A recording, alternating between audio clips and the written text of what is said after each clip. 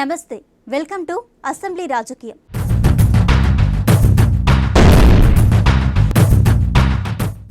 చుట్టూ కరువు కోరలు. చదువుకున్న యువత చాలా మందే ఉన్నా ఉద్యోగాలు దొరికే మార్గమే లేదు. కనీసం అన్ని వసతులతో జీవితమన్నా సాఫీగా సాగిపోతుందా అంటే అదీ లేదు. కనీసం తాగడానికి నీరు కూడా సరిగ్గా దొరికేవి కావు. ఒకప్పుడు మార్గం చూపాల్సిన నాయకులు పట్టించుకోవడం మానేశారు. బతుకు తెరువు కోసం పొట్ట చేత పట్టుకొని వలసలు వెళ్లిన వారు కొందరైతే మంచి సంపాదన కోసం విదేశాల్లో కష్టాలు పడుతున్న వారు మరికొందరు. అక్కడి రాజకీయ చరిత్ర ఘనంగా ఉన్న అభివృద్ధికి మాత్రం ఆవడ దూరంలో ఉంది. రాయచోటి నియోజకవర్గ సమగ్ర ముఖ చిత్రంపై ఐ న్యూస్ అందిస్తున్న అసెంబ్లీ రాజకీయం. కడప జిల్లాలో ఉండే నియోజకవర్గాల్లో అత్యంత వెనుకబడిన నియోజకవర్గం రాయచోటి. కనీసం ఇక్కడ తాగడానికి కూడా నీటి సౌకర్యం లేని పరిస్థితి కనిపిస్తోంది. ఇక ఎలాంటి జీవనాధారం లేక గల్ఫ్ కంట్రీస్కి వెళ్ళే వాళ్ళు కొంతమంది అయితే పక్క రాష్ట్రాలకు వెళ్ళి అక్కడ జీవనోపాధి వెతుక్కునే వాళ్ళు మరికొందరు. అయితే రాయచోటి నియోజకవర్గంలో ఉన్నటువంటి ప్రధాన వనరులు ఏంటి, ప్రజలు పడుతున్నటువంటి కష్టాలేంటి, ఇక్కడ నాయకులు చేస్తున్నటువంటి నిర్లక్ష్యం ఏంటి, గత ఎన్నికల్లో గెలిచిన ఎమ్మెల్యే ఇక్కడి ప్రజలకు ఇచ్చిన హామీలు ఏంటి, వాటిని ఎంతవరకు నెరవేర్చుకున్నారు, రాబోయే ఎన్నికల్లో రాయచోటి నియోజకవర్గ ముఖ చిత్రం ఎలా ఉండబోతుంది, ఇలాంటి అంశాలన్నీ ఈరోజు అసెంబ్లీ రాజకీయంలో తెలుసుకుందాం.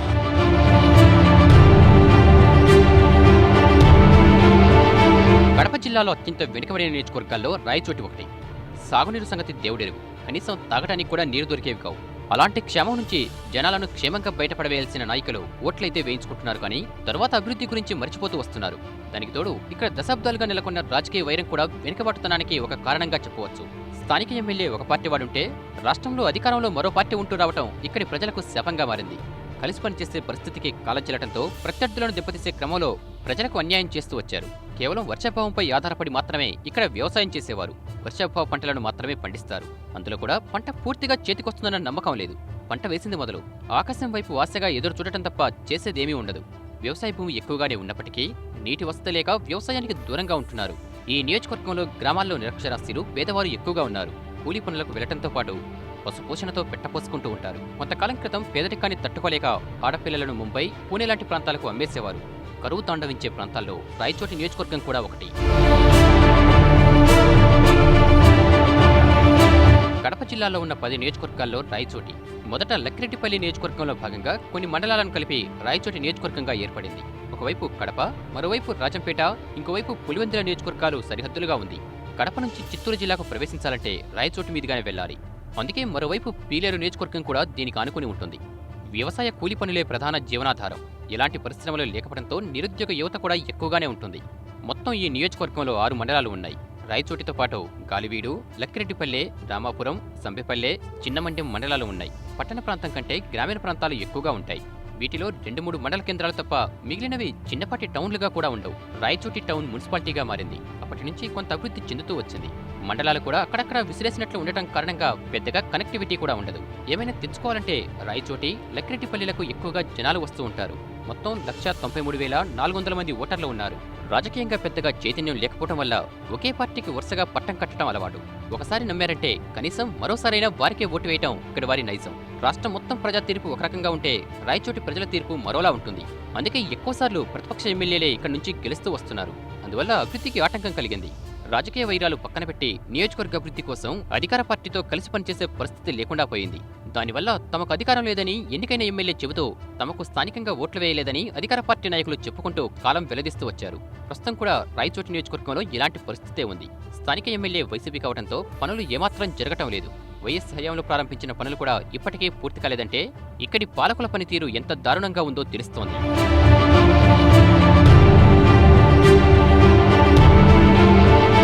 బైపోర్ట్స్తో కలిపి రాయచోటి నియోజకవర్గానికి 15 సార్లు ఎన్నికలు జరిగాయి. కానీ ఎమ్మెల్యేలు అయింది మాత్రం 5-6 మంది. ఎందుకంటే ఇక్కడ నుంచి పోటీ చేసిన ప్రతి ఒక్కరికి కనీసం 2 సార్లు పట్టం కడుతూ వచ్చారు. ప్రస్తుతం ఎమ్మెల్యేగా ఉన్న శ్రీకాంత్ రెడ్డి వరుసగా 3 సార్లు గెలిచారు. ఇక్కడ ఎప్పుడూ పోటీ రెడ్డి, నాన్ రెడ్డి మధ్య ఉంటుంది. ముస్లిం సామాజిక వర్గం ఎక్కువగా ఉన్నప్పటికీ ఆ వర్గం నుంచి ఒకరిద్దరు మాత్రమే ఎమ్మెల్యే అయ్యారు. నాన్ రెడ్డి 4 సార్లు గెలిస్తే రెడ్డి సామాజిక వర్గానికి చెందిన వారు 9 సార్లు గెలిచారు. ముస్లింలు కాంగ్రెస్ పార్టీకి, వైసీపీకి ఆప్తులుగా ఉండటం వల్ల ఆ పార్టీకి ఇక్కడ నుంచి మంచి బలం ఉంది. అయితే ఎస్సీల మద్దతుతో కొన్నిసార్లు టీడీపీ కూడా తమ సత్తా చాటింది. ఈ నియోజకవర్గంలో ముస్లింలు 30%, రెడ్లు 15%, బలిజ 14%, కమ్మ 6%, క్షత్రియ 6%, ఎస్సీ ఎస్టీ 15% ఓట్ల బ్యాంకు కలిగి ఉంది. అయితే 15% ఉన్న రెడ్డి సామాజికవర్గం నుంచే ఎక్కువ మంది ఎమ్మెల్యేలయ్యారు. 1995లో మొదటిసారి రాయచోటి నియోజకవర్గానికి ఎన్నికలు జరిగాయి. అప్పుడు వై ఆదినారాయణ రెడ్డి కాంగ్రెస్ నుంచి గెలుపొందారు. తర్వాత 1962లో జరిగిన ఎన్నికల్లో రాచమల్లు నారాయణ రెడ్డి గెలిచారు. తర్వాత ఎంకే రెడ్డి కాంగ్రెస్ నుంచి గెలిచారు. తర్వాత 1972లో కాంగ్రెస్ పార్టీ ముస్లిం అభ్యర్థిని హబీబుల్లాను బరిలో దించింది. ముస్లింల మద్దతుతో భారీ మెజార్టీతో హబీబుల్లా గెలుపొందారు. ముస్లింల నుంచి పోటీ చేసి గెలుపొందిన అభ్యర్థి ఈయన ఒక్కరే. తర్వాత 1998లో జరిగిన ఎన్నికల్లో జనతా పార్టీ నుంచి సుగవాసి పాలకొండరాయుడు గెలిచారు. తర్వాత ఆయనే కాంగ్రెస్ నుంచి బరిలోకి దిగి మరోసారి రాయచోటి ఎమ్మెల్యే అయ్యారు. వరుసగా 2 సార్లు గెలిచిన వ్యక్తి ఇతనే. 1985లో జరిగిన ఎన్నికల్లో మండిపల్లి నాగిరెడ్డి కాంగ్రెస్ నుంచి గెలిచారు. తర్వాత ఎన్నికల్లో కూడా ఆయనే గెలిచారు. 1993లో కూడా కాంగ్రెస్ అభ్యర్థి నారాయణ రెడ్డి గెలిచారు.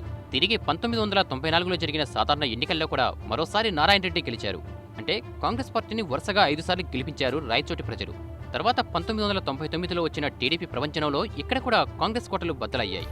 గతంలో కాంగ్రెస్ నుంచి గెలిచిన పాలకొండరాయుడు టీడీపీ నుంచి బరిలో దిగి ఎమ్మెల్యే అయ్యారు. 2004లో కూడా టీడీపీనే గెలిచింది. మరోసారి పాలకొండరాయుడే ఎమ్మెల్యే అయ్యారు. ఇక 2009లో లక్కిరెడ్డిపల్లి మాజీ ఎమ్మెల్యే మోహన్ రెడ్డి కొడుకుగా రాజకీయాల్లోకి వచ్చిన గడికోట శ్రీకాంత్ రెడ్డి కాంగ్రెస్ నుంచి గెలిచారు.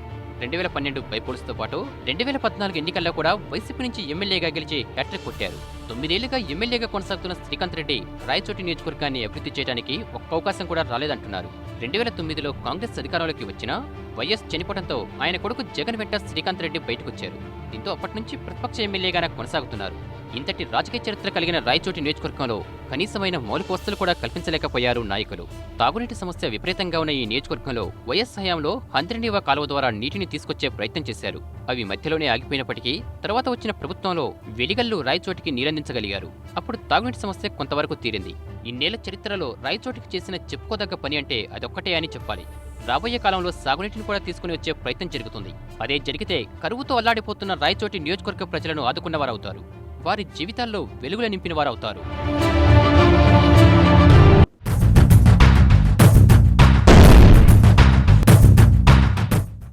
వెనుకబడి ప్రాంతంగా ఉన్న రాయచోటి నియోజకవర్గంలో ప్రజలను ఇబ్బంది పెడుతున్న సమస్యలు ఏంటి? వాటి పరిష్కారం కోసం నాయకులు తీసుకున్న నిర్ణయాలేంటి? ఇంతటి వెనుకబాటుతనానికి కారణాలేంటి? ఒకే నాయకుడిని వరుసగా గెలిపిస్తున్నా సమస్యలు ఎందుకు తీయడం లేదు? ఇబ్బందులను పరిష్కరించడంలో విఫలమైన నాయకులు చెబుతున్న మాటలేంటి?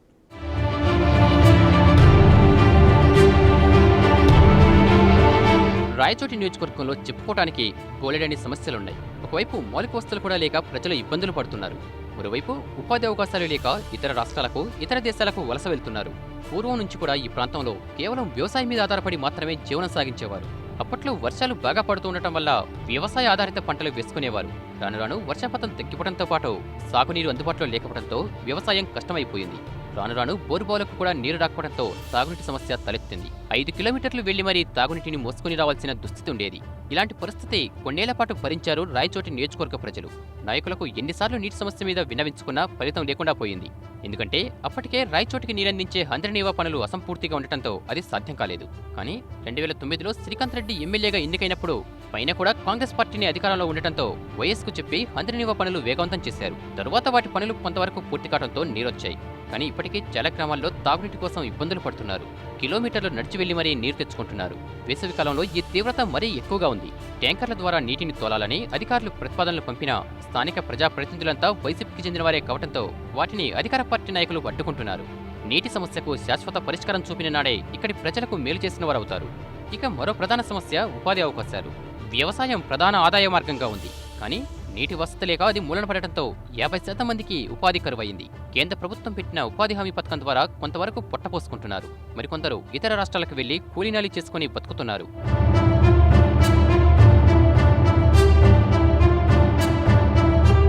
గతంలో పోషించుకోలేక ఆడబిడ్డలను కూడా అమ్ముకున్న దీనావస్థ ఇక్కడి జనాలది. తరువాత కాలంలో కొంత ఉపాధి అవకాశాలు మెరుగుపడటంతో ఈ సంస్కృతి తగ్గింది. మరో ప్రధాన జీవనాధారం కువైట్. గల్ఫ్ దేశాలకు వెళ్లి సంపాదించిన వారు చాలా మంది. అక్కడికి వెళ్లి మోసపోయిన వారే ఎక్కువగా ఉంటారు. పేదరికం కారణంగా కొంతమేరకు చదువుకున్న యువత కూడా పై చదువులు చదవలేక కువైట్ లాంటి దేశాలకు వెళ్తున్నారు. అక్కడ కూడా మోసపోయి నష్టపోతున్నారు. ఇక మున్సిపాలిటీలో వాటర్ సమస్య లేకపోయినప్పటికీ మినరల్ వాటర్ పేరుతో వాటర్ మాఫియా నడుస్తుందంటున్నారు అక్కడి జనాలు. క్యాన్ వాటర్ 20 నుంచి 30 రూపాయలు అమ్ముతున్నారంటున్నారు. ఇంటింటికి నీటిని సరఫరా చేసే పరిస్థితి రావాలని కోరుకుంటున్నారు.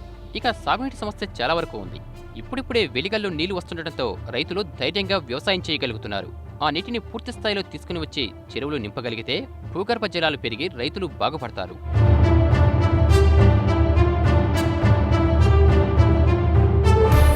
పైన చెప్పుకున్న నీటి సమస్యను తీర్చగలిగే ఏకైక మార్గం వెలిగల్లి ప్రాజెక్టు నుంచి నీటిని తీసుకురావటం.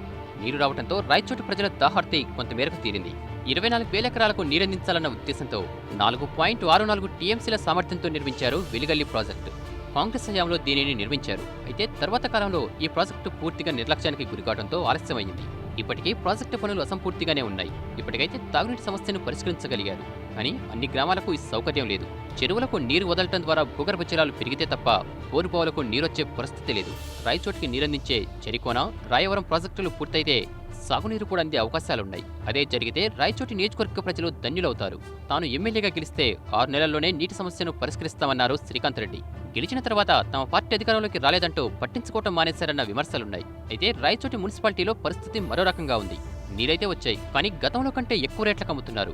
వాటర్ మాఫియా ఏర్పడి మినరల్ వాటర్ పేరుతో ఎక్కువ రేటుకు నీటిని అమ్ముతున్నారు.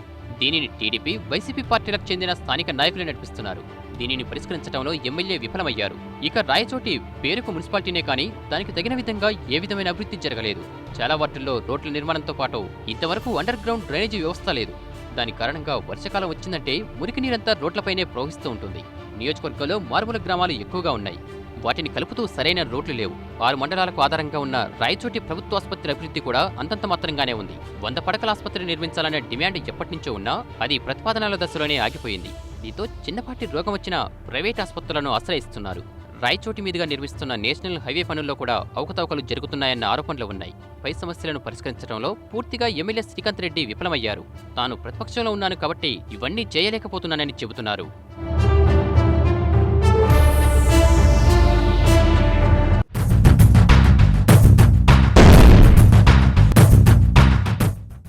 ఇంతటి వెనుకబడిన నియోజకవర్గంలో రాజకీయంగా ప్రజలు ఎటువైపున ఉన్నారు? వారి సమస్యలు పరిష్కారం కాకపోవడానికి కారణం ఎవరనుకుంటున్నారు? ఏ సామాజిక వర్గం ఓట్లు ఎన్ని ఉన్నాయి? గెలుపు ఓటములను ప్రభావితం చేసే శక్తి ఏ సామాజిక వర్గాలకు ఉంది? వారు ఏ పార్టీ వైపు మొగ్గు చూపుతున్నారు? రాయచోటి నియోజకవర్గంలో ప్రస్తుతం నెలకొన్న రాజకీయ పరిస్థితులు ఏంటి?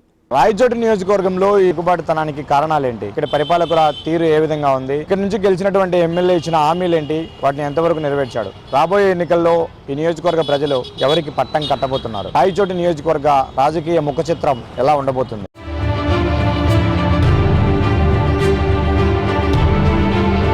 రాయచోటి నియోజకవర్గం మొదటి నుంచి కాంగ్రెస్ పార్టీకి కంచుకోట. టీడీపీ వచ్చిన తర్వాత అదే కాంగ్రెస్ నాయకులు టీడీపీలో చేరారు. ఇన్నేళ్ల రాజకీయం అంతా 2-3 కుటుంబాల మధ్యలోనే జరిగింది. ఎన్నికలు వచ్చాయంటే ముస్లిం ఓట్లు కీలకం. 30% ఉన్న ముస్లింలు ఏ పార్టీ వైపు మొగ్గు చూపితే వారికే విజయం వరిస్తుంది. వారి ఓట్లనైతే ఇంతకాలం 2 పార్టీలు వాడుకున్నాయి. కానీ ముస్లింలకు సీట్లు ఇచ్చిన పాపాన పోలేదు. ఇందిరాగాంధీ టైంలో ముస్లిం సామాజిక వర్గానికి చెందిన హబీబుల్లాకు కాంగ్రెస్ టికెట్ ఇచ్చింది. అప్పుడు ముస్లిం ఓట్లతో ఆయన గెలుపొందారు. తర్వాత కాలంలో రెడ్డి, బలిజ సామాజిక వర్గాలే రాయచోటి రాజకీయాలను శాసిస్తూ వస్తున్నారు. రెడ్డి సామాజిక వర్గానికి చెందిన వారు ఎక్కువ మంది ఎమ్మెల్యేలయ్యారు. తర్వాత కాపులు ఎక్కువగా ఎమ్మెల్యేలుగా పనిచేశారు. మొదట్లో పార్టీల కంటే స్థానిక నాయకులను చూసే ఎక్కువగా జనాలు ఓట్లు వేసేవారు. దీంతో తరచూ పార్టీలు అభ్యర్థులను మార్చేవి. దీంతో పార్టీలను చూసి ఓటు వేయటం అలవాటు చేసుకున్నారు. వైఎస్ మాన్య మొదలైన తర్వాత జిల్లాలో ఉన్న అన్ని నియోజకవర్గాలతో పాటు రాయచోటి నియోజకవర్గంలో ప్రజలకు కూడా వైఎస్ కుటుంబానికి అండగా ఉంటూ వచ్చారు. అందుకే వ్యక్తిగతంగా శ్రీకాంత్ రెడ్డికి వ్యతిరేకత ఉన్న ఆ కుటుంబాన్ని నమ్ముకుని ఉన్నాడు కాబట్టి వరుసగా 3 సార్లు ఎమ్మెల్యేగా గెలిచారు. అయితే మొదటిసారి 2009లో శ్రీకాంత్ రెడ్డి ఎమ్మెల్యేగా గెలిచినప్పుడు కాంగ్రెస్ ప్రభుత్వం ఏర్పడింది. కానీ వైఎస్ మరణంతో జగన్తో పాటు శ్రీకాంత్ రెడ్డి కూడా అధికార కాంగ్రెస్ నుంచి బయటకొచ్చారు.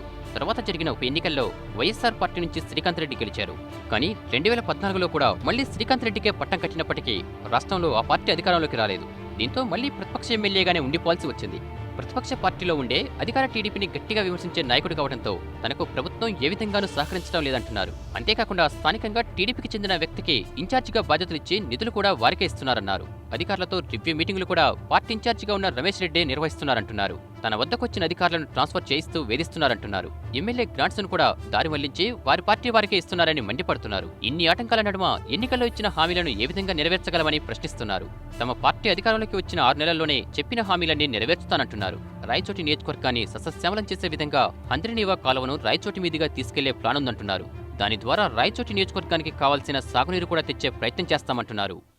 ఆ రోజు రాయచోటిలో నేను ప్రజల సమక్షంలో ఒక మాట ఇచ్చాను. నేను శాసనసభ్యుడిగా ఎన్నికైతే 18 నెలల్లో రాయచోటి త్రాగునీటి సమస్య తీరుస్తాను. నేను ఎన్నికైనటువంటి 2 నెలల్లో రాజశేఖర్ గారు ముఖ్యమంత్రి ఉన్నారు. తర్వాత తను మరణించడం జరిగింది. ఆ 2 నెలల్లోనే పట్టుబట్టి తనతో వెంటనే ఈ వెలుగుల స్కీమ్స్ని శాంక్షన్ చేయించడం కానీ, దాని ద్వారా 18 మంత్స్ అని నేను చెప్పాను కానీ 16 మంత్స్లోనే పూర్తిగా రాయచోటి పట్టణానికి నీళ్ళు ఇవ్వటం జరిగింది. రాజశేఖర్ గారి హయాంలో ఏవైతే ఇరిగేషన్ ప్రాజెక్ట్ స్టార్ట్ అయినాయో, ఉదాహరణకి వెలిగెల్లు ప్రాజెక్ట్ కంప్లీట్ అయిపోవడము, తర్వాత శ్రీనివాసపురము అప్పుడు శాంక్షన్ అయిందంటారు, అప్పుడు కంప్లీట్ అయిపోవడము, అదే రకంగా జరికొన ప్రాజెక్ట్ కంప్లీట్ అయిపోవడం కూడా జరిగింది.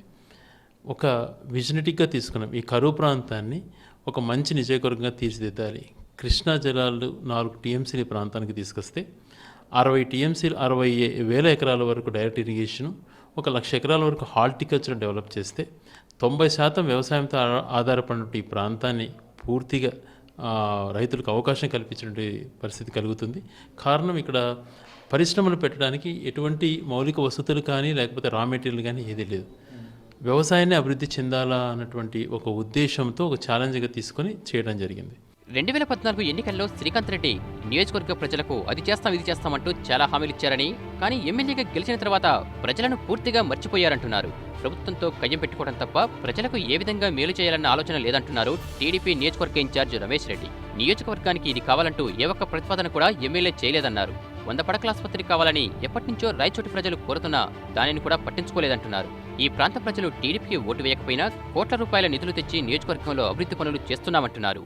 2014లో జరిగిన ఎన్నికల సందర్భంగా కూడా అప్పటి శాసనసభ్యుడు, ఇప్పుడు కూడా శాసనసభ్యుడిగా ఉన్న శ్రీకాంత్ రెడ్డి గారు ప్రజలకు అనేకమైన హామీలు ఇచ్చి ఈరోజు ఏ ఒక్క హామీని అమలు జరిపే స్థితి, అంటే ఒక శాసనసభ్యుడిగా ఆయన చేయాల్సిన ప్రయత్నం కానీ, ఎక్కడ కూడా ప్రభుత్వంతో మాట్లాడి ఒప్పించి తీసుకోవాల్సిన నిర్ణయాలు కానీ, దానిపైన ఒత్తిడి తీసుకొచ్చే కార్యక్రమం కానీ ఏ కార్యక్రమం చేయకుండా కేవలం ప్రభుత్వాన్ని విమర్శిస్తూ 4 సంవత్సరాల పాటు కాలాన్ని వెలుబుచ్చినాడు తప్పనిచ్చి ఎక్కడ కూడా ఒక చిన్న ప్రయత్నం, అయ్యా ఒక శాసనసభ్యుడిగా ఇదో ఈ నియోజకవర్గంలో 100 పడకల హాస్పిటల్ కావాలా, ఇది ఎప్పటి నుంచో ఉన్న డిమాండ్. గతంలో ఇక్కడికి 100 పడకల హాస్పిటల్ శాంక్షన్ అయ్యే స్థితిలో అప్పట్లో ఉన్న ముఖ్యమంత్రి రాజశేఖర రెడ్డి గారు అది పులివెందులు తీసుకుపోయినారు. చాలా పెండింగ్ సమస్యలు ఉన్నాయి రాయచోట్లో. ఆయన ఇచ్చిన హామీలు అయితే 100 హామీలు, 1, 2, 3 కాదు. అసలు అన్ని హామీలు ఎందుకు ఇచ్చినాడు అని ఒక్కోసారి నాకు అర్థం కాదు. ఎందుకంటే నియోజకవర్గంలో మంచినీటి సమస్య విపరీతమైన, వెలుగెల నుంచి గాలివీడు మండలానికైతేనేమి, లక్కిరెడ్డిపల్లె మండలానికైతేనేమి, అలాగే రోళ్లమడుగు నుంచి సంబేపల్లె చిన్నమండలం మండలాలకైతేనేమి, రాయచోటు రూరల్కి అయితేనేమి, వీటికి అన్నిటికీ కూడా డ్రింకింగ్ వాటర్ సమస్యను తీర్చాల్సిన బాధ్యత ఉంది. అయితే ఎక్కడ కూడా ఆ ప్రయత్నము ఆ దిశగా పనిచేయకుండా కేవలం ఎప్పుడు చూసినా నేను ప్రతిపక్షంలో ఉన్నాను, నాకేమీ బాధ్యత లేదు, నాకేమీ సంబంధం లేదు అనే సందం, అంతకు తప్పనించి ఇంకోటి లేదు. ఈసారి ఎన్నికల్లో ఎలాగైనా పట్టు సాధించి ఉనికి కాపాడుకోవడం కోసం కాంగ్రెస్ పార్టీ ఇక్కడ ముస్లిం సమాజ్ వర్గానికి చెందిన అల్లా బక్స్ను ఇన్ఛార్జిగా పెట్టింది. గతంలో ముస్లింల మద్దతుతోనే వైసీపీ అభ్యర్థి శ్రీకాంత్ రెడ్డి గెలిచారంటున్నారు. కానీ ఈ రోజు వైసీపీ బీజేపీతో లోపాయికారిగా ఒప్పందం పెట్టుకుని ముస్లింలకు ద్రోహం చేసిందంటున్నారు. ఈసారి కాంగ్రెస్ పార్టీకి ముస్లింల సపోర్ట్ ఉంటుందంటున్నారు. గత 4 సంవత్సరాలంటే టీడీపీ ప్రభుత్వం మాటల ప్రభుత్వంగా మారింది, చేతల ప్రభుత్వంగా రాలేదు. ఇక్కడికి స్థానికంగా గెలిచినటువంటి శ్రీకాంత్ రెడ్డి గారు అబద్ధాల శ్రీకాంత్ రెడ్డిని చరిత్రకెక్కినారు. ఏది కూడా మాకు ప్రభుత్వం లేదు, మేమేం చేయలేము, మా ప్రభుత్వం లేదు, మేమేం చేయలేము అని చెప్పడం తప్పితే ఆయన ఎవరికి ఏం సహాయం చేసింది లేదు. చంద్రబాబు నాయుడు 600 హామీలు ఇచ్చి ఒక్క హామీ కూడా నెరవేర్చలేదు.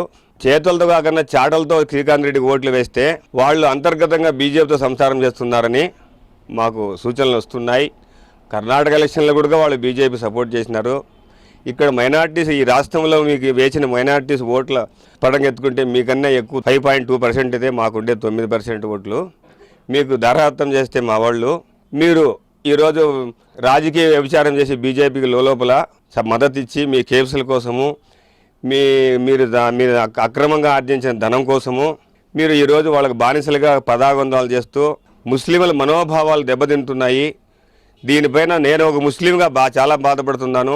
రాయచోటిలో రాజకీయ పరిస్థితులు గందరగోళంగా ఉన్నాయి. వైసీపీ ఎమ్మెల్యే శ్రీకాంత్ రెడ్డిపై వ్యతిరేకత వ్యక్తమవుతుంది. 3 సార్లు గెలిపించినా నియోజకవర్గానికి ఏమీ చేయలేకపోయారన్న అభిప్రాయం వ్యక్తమవుతుంది. ఏ పని కోసం వెళ్లినా ప్రతిపక్షంలో ఉన్నామని, అధికారంలోకి వస్తే చేస్తామంటూ మొండి చేయి చూపుతున్నారంటున్నారు. దీంతో వివిధ వర్గాల్లో శ్రీకాంత్ రెడ్డిపై వ్యతిరేకత కనిపిస్తుంది. దీనిని అందిపుచ్చుకోవాల్సిన టీడీపీ గ్రూప్ రాజకీయాలతో రెడ్డుగా చీలిపోయింది. పాత నాయకుడిగా ఉన్న పాలకొండరాయుడు వర్గానికి రమేష్ రెడ్డి వర్గానికి మధ్య అస్సలు పడటం లేదు. నియోజకవర్గ ఇన్ఛార్జిగా ఉన్న రమేష్ రెడ్డి పనులన్నీ తన వర్గీయులకే ఇచ్చుకుంటున్నారని ఆరోపిస్తున్నారు పాలకొండరాయుడు కొడుకు ప్రసాద్ రెడ్డి. ఎట్టి పరిస్థితుల్లో ఈసారి తాము పోటీలో ఉంటామంటున్నారు. రాయచోటి నియోజకవర్గం 6 మండలాలు, ఒక మున్సిపాలిటీ ఉన్న అతిపెద్ద నియోజకవర్గం. అత్యధిక పాపులేషన్ రాయచోటి నియోజకవర్గం మీద 12 మండలాల ప్రజలు ఆధారపడి ఉన్నారు. ఇక్కడ పరిస్థితి విపరీతమైన కరువు పరిస్థితి. సాగునీరు లేదు, త్రాగునీరు లేదు. ప్రజలు చాలా అనేక ఇబ్బందులు పడుతున్నారు. శ్రీకాంత్ రెడ్డి గారు 9 ఏళ్ల నుంచి ఎమ్మెల్యేగా ఉన్నారు. తెలుగుదేశం పార్టీ తరఫున రమేష్ రెడ్డి గారు పోటీ చేసినారు ఇన్ఛార్జ్గా. ఇక్కడ పరిస్థితులు ఎమ్మెల్యే గారిని ఏదన్నా అభివృద్ధి మీద ప్రశ్నిస్తే ప్రభుత్వం వాళ్ళది ఉంది, మా మాట వినడం లేదు అంటున్నారు. గ్రామ స్థాయిలో కానీ నియోజకవర్గ స్థాయిలో కానీ పనుల విషయంలో ఎత్తుకుంటే గ్రామాల్లో సిమెంట్ రోడ్లు కానీ తాగునీరు కానీ మండలాలకు ఇప్పుడు రోళ్లమడుగు నుంచి వాటరు వచ్చేదానికి లక్కిరెడ్డిపల్లె రామాపురం మండలాలకు వాటర్ తెచ్చేదానికి ప్రయత్నం జరుగుతోంది. టెండర్లు పిలిచారు, వర్క్ కూడా కంప్లీట్ అవుతుంది. అలాగే వెలుగల్లు నుంచి రాయచోటి మున్సిపాలిటీకి గత ప్రభుత్వంలో వాటర్ తెచ్చినారు, కానీ రాయచోటి మున్సిపాలిటీలో దాదాపు 1,20,000 మంది పాపులేషన్ ఉన్నారు. ఇక్కడ 40% మటుకే అవసరాలు తీరుతున్నాయి, ఇంకా 60% పెండింగ్ ఉన్నాయి. దానిలో 14th ఫైనాన్స్లో అంతా ఎన్నో సార్లు పైప్ లైన్లు పెట్టి వేయించాం, కానీ అవసరాలు తీరడం లేదు. దాదాపు ముఖ్యమంత్రికి 3-4 సార్లు ఇచ్చాము. ఖచ్చితంగా రాయచోటి మున్సిపాలిటీకి త్రాగునీరు సమస్య తీరుస్తామని చెప్పారు. దీంతో రాబోయే ఎన్నికల్లో సీటు ఎవరికి వస్తుందన్న గందరగోళం టీడీపీలో నెలకొంది. మున్సిపాలిటీ వరకు పాలకొండరాయుడికి మంచి పట్టుంది. దానికి తోడు తమ బలిజ సమాజ్ వర్గానికి చెందిన ఓట్లు కూడా ఎక్కువగా ఉండటం ఆయనకు కలిసి వస్తుంది. గత ఎన్నికల్లో పోటీ చేసి ఓడిపోయిన రమేష్ రెడ్డి ఈసారి కూడా తనకే టికెట్ వస్తుందని చెబుతున్నారు. దీంతో ఎవరి నాయకత్వంలో పనిచేయాలో తెలియక టీడీపీ క్యాడర్ గందరగోళంలో ఉంది. ముస్లిం, ఎస్సీ, ఎస్టీలు ఏ పార్టీకి అనుకూలంగా ఉంటే వారికే గెలిచే అవకాశాలున్నాయి. కాంగ్రెస్ పార్టీ ముస్లిం అభ్యర్థిని బరిలో దించితే ముస్లిం ఓట్లు చీలిపోయే అవకాశాలున్నాయి. అలా జరిగితే టీడీపీ, వైసీపీ మధ్య పోటీ రసవత్తరంగా మారుతుంది. అయితే వైసీపీలో శ్రీకాంత్ రెడ్డితో కూడా కొంతమంది నేతలకు విభేదాలు ఉన్నాయి. శ్రీకాంత్ రెడ్డి సొంత పెదనాన్న కొడుకు ద్వారకానాథ్ రెడ్డితో విభేదాలున్నాయి. తనకు సీటు కావాలంటూ ఇప్పటికే జగన్ను కూడా కలిశారు. అయితే ద్వారకానాథ్ రెడ్డిని తమ పార్టీలోకి లాక్కోవడం కోసం టీడీపీ నాయకులు ప్రయత్నాలు చేస్తున్నట్లు తెలుస్తుంది. అదే జరిగితే వైసీపీకి కొంత నష్టం జరిగే అవకాశం ఉంది. రాజకీయ పరిస్థితులు ఎలా ఉన్నా ప్రధాన పోటీ మాత్రం వైసీపీ, టీడీపీ మధ్యనే ఉండే అవకాశం ఉంది. కాకపోతే బలిజ సామాజిక వర్గం ఓట్లు కూడా ఎక్కువగానే ఉన్నాయి. పవన్ కళ్యాణ్ కూడా సరైన అభ్యర్థిని పోటీకి పెడితే పోటీ మరికొంత రసవత్తరంగా సాగే అవకాశాలున్నాయి.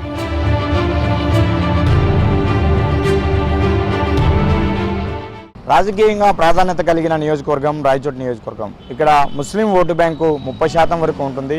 అయితే ఆ ముస్లిం సామాజిక వర్గం నుంచి ఎమ్మెల్యేగా గెలిచిన వారు చాలా తక్కువ. తర్వాత ప్లేస్లో రెడ్డి సామాజిక వర్గం ఉంటుంది. అయితే వైఎస్ఆర్ కాంగ్రెస్ పార్టీకి ముస్లింలు అండగా నిలవడంతో గత ఎన్నికల్లో శ్రీకాంత్ రెడ్డి విజయం సులువైంది. అయితే ఈసారి అత్యధికంగా ఉన్నటువంటి ముస్లింలు ఎవరికి సపోర్ట్ చేస్తారు అన్నది ఆసక్తికరంగా మారింది. రెండు ప్రధాన పార్టీల మధ్య ఈసారి పోటీ ఉండబోతుందని తెలుస్తూ ఉంది. అటు వైఎస్ఆర్సీపీ నుంచి, ఇటు టీడీపీ నుంచి ఈ 2 పార్టీల మధ్య పోటీ జరిగే అవకాశాలు ఉన్న నేపథ్యంలో ముస్లింలు ఎవరికి ఎక్కువగా సపోర్ట్ చేస్తే వారికే గెలుపు అవకాశాలు ఉండే పరిస్థితులు కనిపిస్తూ ఉన్నాయి. కెమెరామెన్ శివప్రసాద్తో సుదర్శన్, ఐ న్యూస్, రాయచోటి. రాయచోటి నియోజకవర్గంలో ప్రజలు భిన్నాభిప్రాయాలు వ్యక్తం చేస్తున్నారు. అభివృద్ధి జరిగిందని కొందరంటుంటే అసలు ఎన్నికల హామీలే నెరవేరలేదని మరికొందరు అంటున్నారు. మరి ప్రజలేమనుకుంటున్నారో ఇప్పుడు చూద్దాం.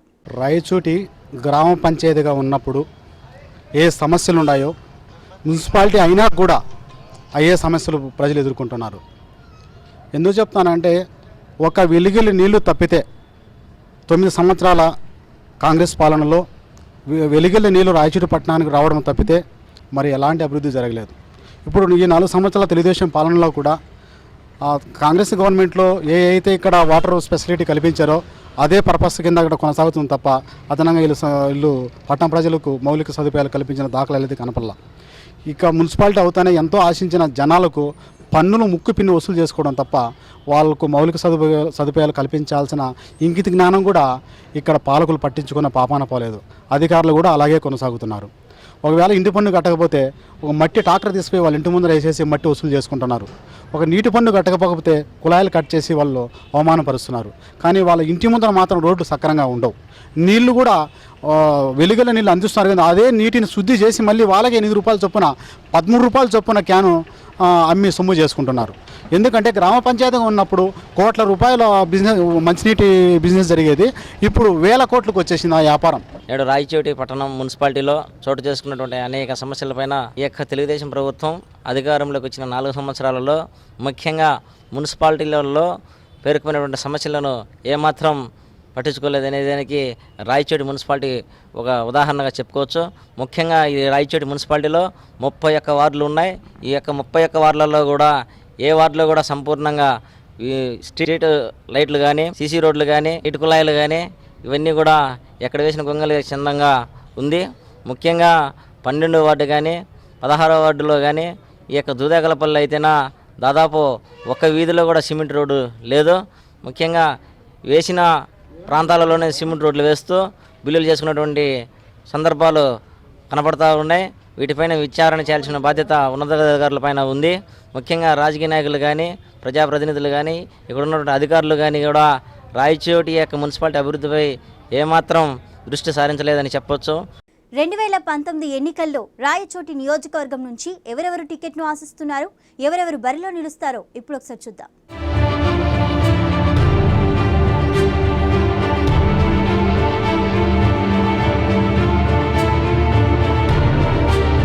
ఇక ఇది ఇవాల్టి అసెంబ్లీ రాజకీయం స్పెషల్. మరొక ఎపిసోడ్తో మళ్ళీ కలుద్దాం. Keep watching I news. మీతోనే మీ వెంటే.